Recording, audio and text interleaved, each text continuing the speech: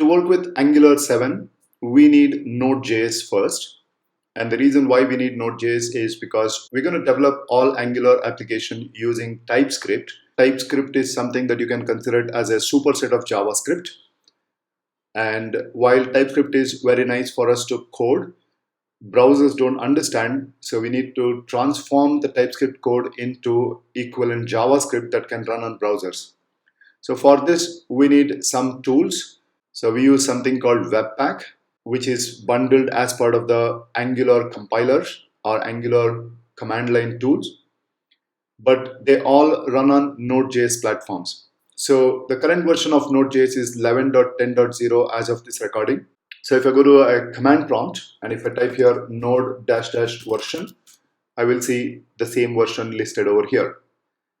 So I would suggest you to download the latest version. Even if you have an older version, I would suggest reinstall so that you and I have the same versions and there shouldn't be any problems. Node.js also comes with a npm, which is Node Package Manager. So you can also check the version by typing npm-version or npm-v. And in my case, it says 6.8.0. In case if you have an older version, even after installing the latest version of Node, you can upgrade the same thing by typing npm update-g npm. Now on Windows, this command works as is, but on Mac, you may have to type sudo and enter the administrator password. Since in my case, I have the latest version, I don't need this command to be executed at all.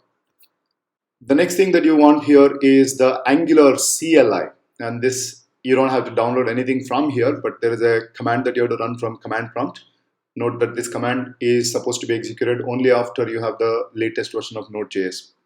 And the command here is npm install -g at angular/CLI.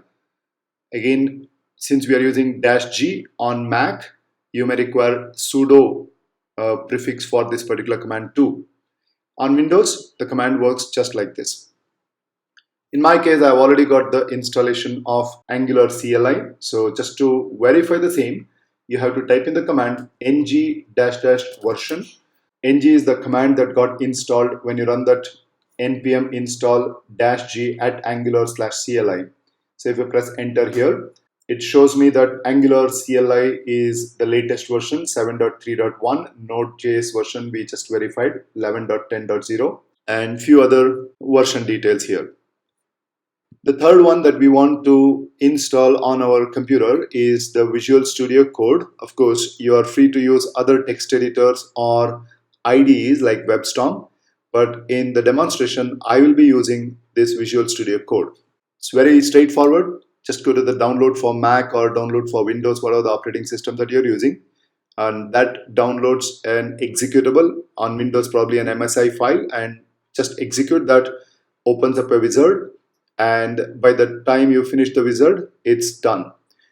Now, this is one of the tools or softwares that are called evergreen softwares, so which means that every time Microsoft introduces new features, they get automatically updated onto your Visual Studio. You don't have to download any latest versions and reinstall the same thing again. In my case, I already have Visual Studio Code, so I don't need to reinstall this on my computer.